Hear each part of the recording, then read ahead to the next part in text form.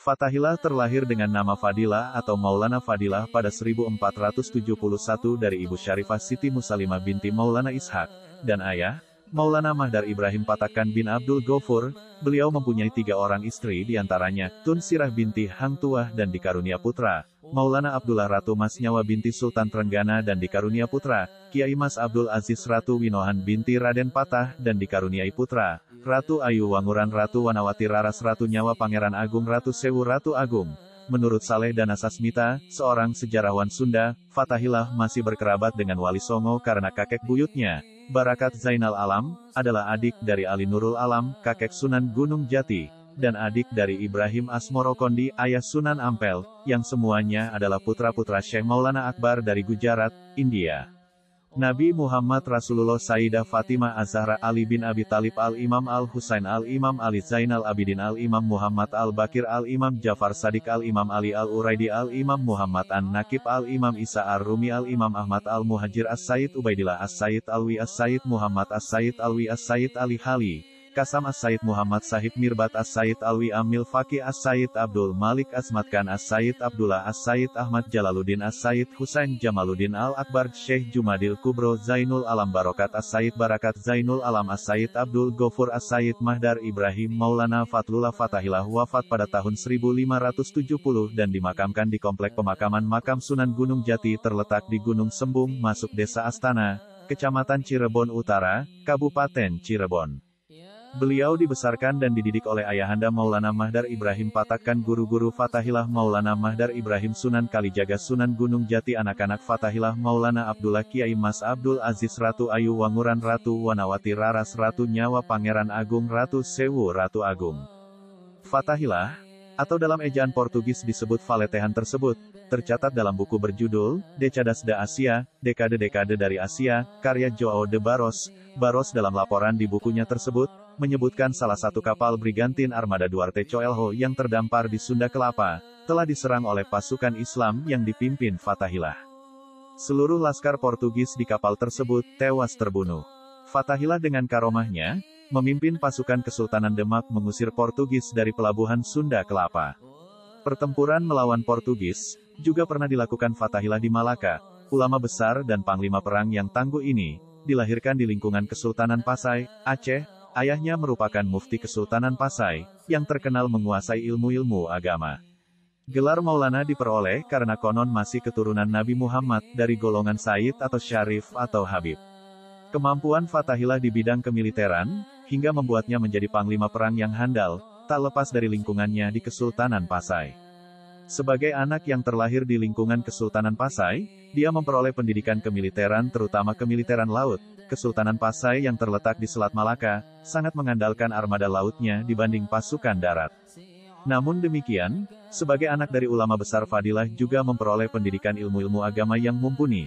Memasuki usia 24 tahun Fadilah meninggalkan kampung halamannya, untuk merantau menambah pengalaman.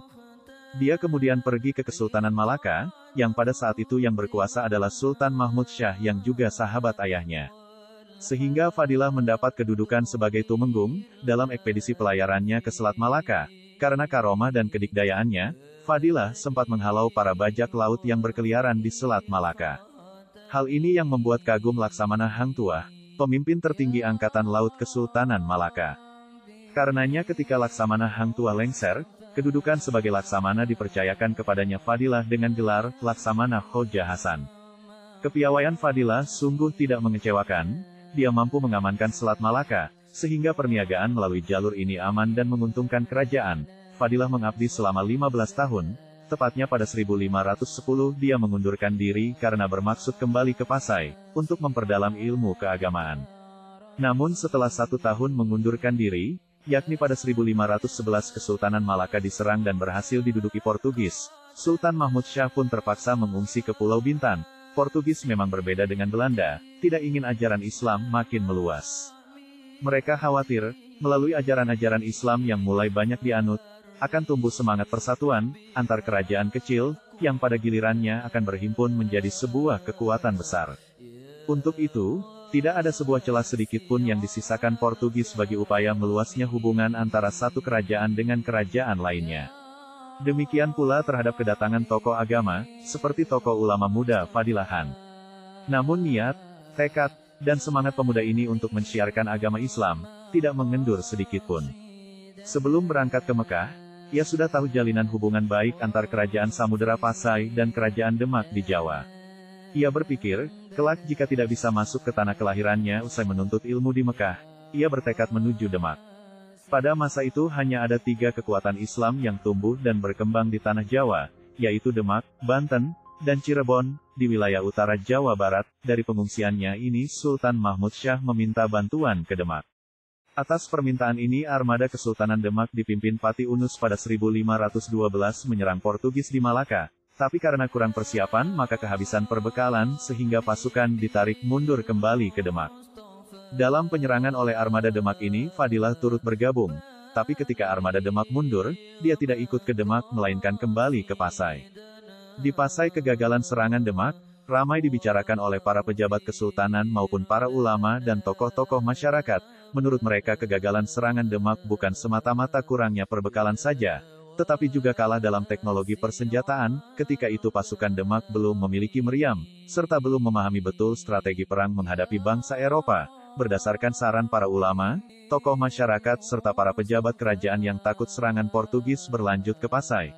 Maka berangkatlah Fadilah merantau guna mempelajari teknologi pembuatan senjata meriam dan strategi perang menghadapi bangsa Eropa yang lebih maju. Pilihan pertama yang dituju adalah negeri leluhurnya yakni daerah Nasrabat, India, tempat asal Maulana Jamaluddin Hussein, Syekh Jumadil Kubro. Di Nasrabat setelah dia bertemu sanak kerabatnya, dan dianjurkan menggunakan marga keluarganya yaitu Asmat Khan, sehingga namanya menjadi Fadilah Asmat Khan, namun entah kenapa dia lebih populer dengan nama Fadilah Han. Setelah selesai mempelajari teknik pembuatan senjata api dan meriam, Fadilah Han melanjutkan perjalanan ke Turki, guna mempelajari strategi perang melawan bangsa Eropa. Pada tahun 1519 ketika Fadilah bermaksud kembali ke Pasai, ternyata kapalnya tidak dapat memasuki Selat Malaka, karena sudah dikuasai Portugis yang pada 1513 juga telah menguasai Pasai. Karena tidak dapat masuk ke Selat Malaka, maka Fadilah membelokkan kapalnya menuju Palembang, kemudian diteruskan ke Cirebon, guna menjumpai pamannya yang menjadi penguasa Cirebon, yaitu Sunan Gunung Jati. Tanpa banyak rintangan, Fatahillah berhasil menyusup ke Cirebon. Saat itu syiar Islam sudah cukup marak di daerah ini. Berkat kehadiran Sunan Gunung Jati dan Syekh Siti Jenar kehadiran Fatahillah tentu saja menambah semangat perjuangan. Bersama Syarif Hidayatullah atau Sunan Gunung Jati, ia mensiarkan agama Islam di tanah Sunda ini. Bahkan ia sempat menjadi warga kehormatan di kerajaan Cirebon. Cukup lama pemuda Aceh ini menetap di Cirebon. Ia menikah dengan Ratu Ayu, anak pasangan Syarif Hidayatullah dan Nyai Kawunganten asal Banten. Istri Fatahillah kemudian dikenal dengan nama Putri Wulung Ayu. Setelah cukup lama menyebarkan agama Islam di Jawa Barat bersama sang mertua, niat utama Fatahillah untuk menuju Demak akhirnya tercapai juga. Itu dimungkinkan karena karisma dirinya yang telah lebih dulu masuk ke Demak. Sultan Trenggana yang memimpin kerajaan Demak, sangat senang atas kehadiran Fatahillah. Ia merasa memperoleh petunjuk dari Allah SWT tentang figur yang cocok untuk memimpin serangan ke Sunda Kelapa, kota pelabuhan terpenting bagi kerajaan Hindu, Pajajaran, Bogor. Munculnya Fatahillah dapat memperkuat jajaran pertahanan Islam di wilayahnya sehingga Demak dapat menyerang Sunda Kelapa bersama sisa pasukan Pangeran Laut. Dalam waktu singkat, Fatahillah mulai dikenal masyarakat sebagai ulama muda yang berpengaruh dengan pikiran yang cemerlang. Sultan Trenggana memperlakukannya seperti saudara kandung. Bukti kasih dan sayang Sultan Demak ini diwujudkan dengan menikahkan Fatahillah dengan adik perempuannya, Putri Pamboya atau Ratu Ayu Pembayun. Sultan Trenggana tahu, Fatahillah telah mempunyai istri di Cirebon, tapi perkawinan Fatahillah dengan adiknya itu tidak akan memperkeruh suasana, bahkan akan memperkuat hubungan keislaman dan jalinan persaudaraan dengan Cirebon. Sang mertua, Sunan Gunung Jati malah merestui pernikahan itu, mengingat pada waktu itu Kesultanan Demak Bintoro bermaksud mengadakan serangan kedua ke Malaka, maka oleh Sunan Gunung Jati, Fadilah Han diajak menghadap ke Demak menemui Sultan Pati Unus. Kehadiran Fadilah yang datang dari Turki dengan membawa teknologi perang yang baru tentu saja membesarkan hati kerajaan Demak. Oleh karena itu Fadilah Han langsung diangkat sebagai wakil pimpinan pasukan tertinggi, sedangkan pimpinan pasukan tertinggi dijabat oleh Pati Unus dengan gelar Senapati Sarjawala.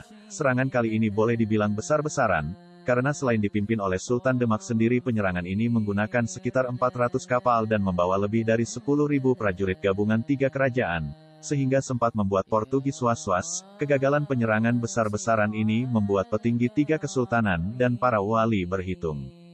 Jika harus mengulangi serangan ke Malaka, tentu membutuhkan biaya besar serta persiapan yang lama, maka atas saran Sunan Gunung Jati strategi dirubah, kali ini bukan menyerang ke Malaka tapi dengan memancing Portugis keluar dari Malaka.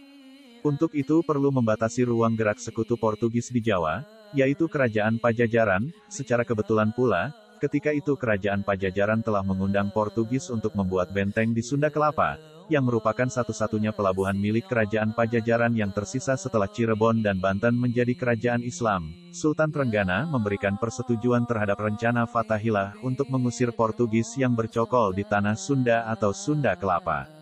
Tapi sebelumnya ia akan mensyiarkan Islam di Banten dan menselaraskan pandangan dengan adik iparnya, Sultan Hasanuddin atau Pangeran Sabakingking, yang memerintah Banten. Bagi Fathahilah penyelarasan pandangan dengan Kesultanan Banten itu sangat penting. Sebab ia khawatir, Banten akan jalan sendiri menyerang Portugis. Kehadiran armada Portugis di bawah pimpinan Francisco de Sá telah ditunggu-tunggu oleh pasukan gabungan di bawah pimpinan Fadilah Khan. Armada Portugis terdiri dari sejumlah kapal jenis galeon yang berbobot hingga 800 ton dan memiliki 21-24 pucuk meriam. Sedangkan armada Perang Demak terdiri dari kapal tradisional jenis lancaran dan pangajawa, yang ukurannya jauh lebih kecil dari galeon. Kapal-kapal ini digerakkan oleh layar dan dayung, serta dilengkapi paling banyak 8 pucuk meriam buatan lokal yang jangkauannya tidak sejauh meriam Portugis, namun dengan bekal teknologi persenjataan dari negeri leluhurnya, Nasrabat India, dan ilmu strategi menghadapi Eropa yang dipelajarinya dari Turki. Maka Fadilah Khan beserta pasukannya mampu mengatasi pasukan darat Portugis yang menggunakan pedang, bedil, dan meriam serta berlindung dengan topi baja, sedangkan pasukan darat Fadilah Khan hanya mengandalkan tombak, kujang, pedang, keris dan meriam-meriam kecil. Dengan karomah yang diberikan Allah, akhirnya pasukan Fadilah Khan berhasil meluluhlantakkan pasukan darat Portugis, dan diikuti oleh armada lautnya pada tanggal 22 Juni tahun 1527. 4 kapal Portugis yang berada di laut lepas tidak berani memasuki Teluk Sunda Kelapa dan memilih kembali ke Malaka. Pasca keberhasilan menghancurkan Portugis di Sunda Kelapa, Fadilah Khan memperoleh gelar baru yakni Fathahilah yang artinya kemenangan dari Allah. Fathahilah kemudian mengganti nama Bandar Kelapa menjadi Jayakarta, yang berarti kejayaan dan kesejahteraan, atau kemenangan yang sempurna. Kebetulan para pelaut bangsa Eropa sering menyebut bandar ini dengan Yakarta, dan penduduk setempat menyebutnya dengan Jakarta. Namun pengamat sejarah Prof. Dr. Ayat Rohaidi, nama Jakarta adalah pilihan Sunan Gunung Jati, penguasa Caruban, Cirebon, sebagai atasan Fathahilah, yang menjadi panglima pasukan gabungan itu. Sejak saat itu, berakhirlah masa Sunda Kelapa, dan mulailah masa Jayakarta yang berlangsung hampir 1 abad, tahun 1527 sampai tahun 1619. Fadilah Khan diangkat sebagai penguasa Jayakarta yang pertama dengan gelar Adipati sampai ia meninggal pada tahun 1570, setelah itu jabatan Adipati Jayakarta dipegang oleh Ki Bagus Angke, tahun 1570 sampai tahun 1596. Pangeran Jayakarta Wijayakrama, tahun 1596 sampai tahun 1619. Pada tahun 1619, VOC membumihanguskan Jayakarta, dan di atas puingnya didirikan kota baru yang mula-mula bernama Nieuwhorst, kemudian diganti menjadi Batavia. Fathahilah dikukuhkan sebagai Adipati Jayakarta. Melihat kegagahan Fathahilah, Sunan Gunung Jati meminta izin kepada Sultan Demak untuk meminjam tenaga Fathahilah guna menundukkan Pajajaran. Sultan Demak memberikan izin. Maka berturut-turut, pasukan Cirebon di bawah pimpinan Fathahilah dan bantuan pasukan Demak serta Banten, berhasil menjebol pertahanan kadipaten-kadipaten wilayah Pajajaran. Kadipaten Talaga yang dipimpin oleh Prabu Pacukuman pun jatuh. Namun, Fathahilah harus mengakui kehebatan Kadipaten Galuh. Prabu Cakraningrat, penguasa Galuh yang didampingi Pati Arya Kiban, terkenal kuat. Berkali-kali pasukan gabungan yang dipimpin Fathahilah terpukul mundur. Korban dari pihak Islam tidak terbilang lagi. Yang sangat aneh, setiap kali keraton Galuh hendak diserang, seluruh keraton tiba-tiba lenyap dan terlihat menjadi samudera luas. Seluruh pasukan Islam kebingungan dan linglung, atas siasat jitu Sunan Gunung Jati yang menyusupkan putri angkatnya, Nimas Gandasari, yang terkenal cantik luar biasa itu, maka rahasia Taksuniskala atau tumbal gaib Kadipaten Galuh, yang berupa batu berbentuk lingga yoni, berhasil dicuri. Prabu Cakraningrat tidak menyadari bahwa Nimas Gandasari berasal dari Kesultanan Cirebon. Kecantikan Nimas Gandasari memikat hati Prabu Cakraningrat.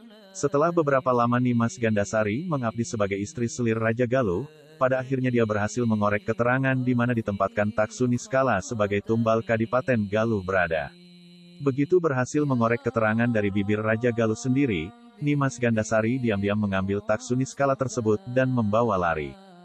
Galuh kecolongan. Begitu Taksuniskala telah hilang dari keraton Galuh, pasukan Islam di bawah pimpinan Fathahilah lantas menyerbu Galuh. Prabu Cakraningrat memimpin pasukan Galuh sendiri. Bersama Pati Arya Kiban, beliau maju ke garis depan. Raja dan Pati Galuh ini mengamuk hebat di Palagan. Prabu Cakraningrat dan Pati Arya Kiban memang sudah berniat perang puputan. Perang habis-habisan. Dan pada akhirnya, keduanya gugur mengukuhi bumi pertiwi Pajajaran. Dan Galuh berhasil dijebol pasukan Fathahilah, maka berturut-turut kemudian, wilayah Pajajaran berhasil dijebol pasukan Fathahilah satu persatu. Hingga akhirnya, pada tahun 1543, pada saat Pajajaran diperintah oleh Prabu Ratu Dewata tahun 1535 sampai tahun 1543 Masehi, Pajajaran benar-benar dikuasai tentara Islam. Keberhasilan Fathahilah membuat Sunan Gunung Jati menyukai bangsawan Pasai tersebut. Fathahilah akhirnya dinikahkan dengan putri Sunan Gunung Jati yang bernama Ratu Wulung Ayu.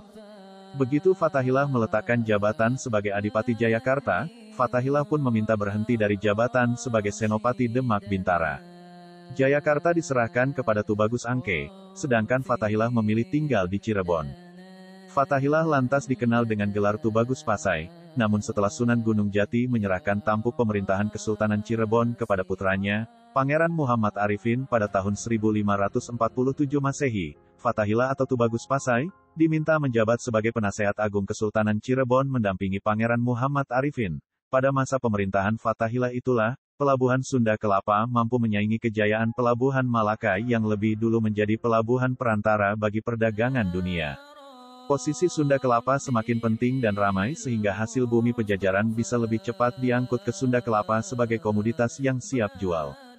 Pasalnya Fathahilah mampu membuat jalan tembus dengan membuka rawa-rawa di daerah Bogor sekarang. Ia juga menghapus tindakan monopoli perdagangan. Semua pedagang dari semua bangsa bebas berniaga langsung dari tangan pertama, yaitu para pedagang bumi putra yang mendapat bantuan dari penguasa asal Demak itu. Banten dan Cirebon pun berubah menjadi bandar metropolitan, sementara Jayakarta segera dijadikan daerah utama dalam koordinasi Demak. Fathahilah juga meningkatkan hubungan dengan Kesultanan Banten, seperti halnya dengan Cirebon dan Demak. Eratnya hubungan itu hingga sampai pada pengganti Sultan Maulana Hasanuddin, yaitu Sultan Maulana Yusuf, putra Sultan Maulana Hasanuddin. Fathahilah berhasil memperluas wilayahnya sampai Grogol dan Slipi di Jakarta Barat. Wilayah Pulau Gadung sampai Jatinegara di Jakarta Timur sekarang. Wilayah Pasar Minggu, Depok hingga Bogor di luar Jakarta Selatan, serta wilayah Cilincing di wilayah Jakarta Utara. Dalam masalah birokrasi, kekuasaan tertinggi berada di tangan Adipati sebagai penguasa yang memperoleh otonomi dari Demak. Dengan otonomi yang sangat luas itu termasuk dengan hal yang berkenaan dengan transaksi perniagaan dan pengembangan kota, Fathahilah membangun masjid yang cukup besar di muara Sungai Ciliwung, yang dikenal dengan Masjid Luar Batang, sebagai tempat berkumpulnya para ulama yang sebelumnya datang ke Masjid Agung Para Wali di Demak. Fathahilah memperkuat tahta dengan bersama 4 pangeran pembantu setianya, Pangeran Wijayakrama, dan Arya Adikara asal Banten, Wijaya Kusuma asal Demak, serta Pangeran Zakaria. Arya Adikara adalah putra Wijayakrama yang sebelumnya bernama Kawis Adimarta. Sedang Wijayakrama adalah putra Ki Tubagus Angke yang pernah memimpin serangan Sunda Kelapa. Keempat pangeran itu sengaja diberi julukan yang sama dengan julukan Fathahilah, yaitu Pangeran Jayakarta, untuk mengelabui Belanda. Fathahilah mempercayakan kepada keempat pangeran yang dikepalai oleh Pangeran Zakaria untuk mengatur kekuasaan berikutnya di Jayakarta sebelum akhirnya ia sendiri menghilang entah kemana. Fathahilah juga merahasiakan pengangkatan keempat pangeran ini, agar perjuangannya melawan penjajah bisa terus bergema. Rahasia itu berhasil dijaga para pengikut setianya untuk waktu yang cukup lama, sehingga banyak pihak terkecoh dan kecewa. Belanda menduga, Pangeran Jayakarta tetap hidup dan menjadi bayangan yang sangat menakutkan. Berita-berita kematian Pangeran Jayakarta tidak dipercaya di kalangan rakyat. kematian Fathahillah tetap menjadi sesuatu yang misterius hingga terjadi serangan Belanda. Sampai saat ini rakyat hanya mengenal satu makam Fathahillah alias Pangeran Jayakarta, yaitu di bilangan Jatinegara Kaum, Jakarta Timur. Namun sebagian ahli sejarah menyatakan, makam itu bukan makam Fathahillah, melainkan makam Pangeran Zakaria, pada 1620, sebelum kejayaannya berakhir. Pangeran Zakaria membangun sebuah masjid di kawasan yang sekarang ini disebut Jatinegara Kaum. Masjid yang awalnya seluas 100 meter persegi itu merupakan tempat pertahanan Pangeran Jayakarta. Kepada keluarganya ia minta agar merahasiakan keberadaannya. Tempat itu menjadi komunitas untuk menyiarkan agama Islam, termasuk warga Jatinegara Kaum. Pembukaan kawasan itu terjadi pada 1619 ketika Jayakarta jatuh ke tangan Belanda. Pangeran Jayakarta bersembunyi di area hutan jati dan menyusun kekuatan untuk menghadapi Belanda. Demikian pentingnya tempat persembunyian ini, sampai-sampai penduduk Jatinegara Kaum dilarang menikah dengan orang di luar komunitas tersebut, sehingga kekeluargaan yang kental. Dan masjid yang semula tak bernama itu kemudian dikenal sebagai Masjid Pangeran Jayakarta atau Masjid Jatinegara Kaum. Di komplek masjid yang sekarang luasnya 7.000 meter itu dimakamkan 5 petinggi, yakni Pangeran Ahmad Jakarta, Lahut Jakarta, Surya bin Pangeran Padmanegara, serta suami istri Ratu Rupiah Putri dan Pangeran Sageri. Selebihnya adalah makam keluarga beserta kerabat yang masih keturunan Pangeran Jayakarta.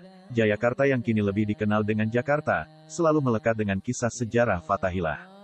Ulama besar penyebar Islam, dan panglima perang ini, dengan gagah berani memimpin penaklukan Sunda Kelapa pada tahun 1527, dan mengganti namanya menjadi Jayakarta. Kisah keberanian dan kedikdayaan Fathahillah, atau dalam ejaan Portugis disebut Valetehan tersebut, tercatat dalam buku berjudul, Decadas da Asia, Dekade-Dekade dari Asia, karya João de Barros. Barros dalam laporan di bukunya tersebut, menyebutkan salah satu kapal Brigantin Armada Duarte Coelho yang terdampar di Sunda Kelapa, telah diserang oleh pasukan Islam yang dipimpin Fathahillah. Seluruh laskar Portugis di kapal tersebut tewas terbunuh. Fathahillah dengan karomahnya, memimpin pasukan Kesultanan Demak mengusir Portugis dari pelabuhan Sunda Kelapa. Pertempuran melawan Portugis juga pernah dilakukan Fathahillah di Malaka.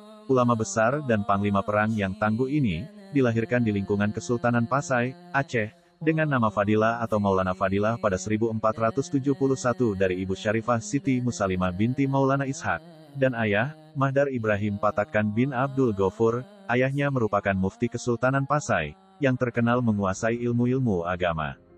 Gelar Maulana diperoleh karena konon masih keturunan Nabi Muhammad, SAW, dari golongan Sayyid atau Syarif atau Habib.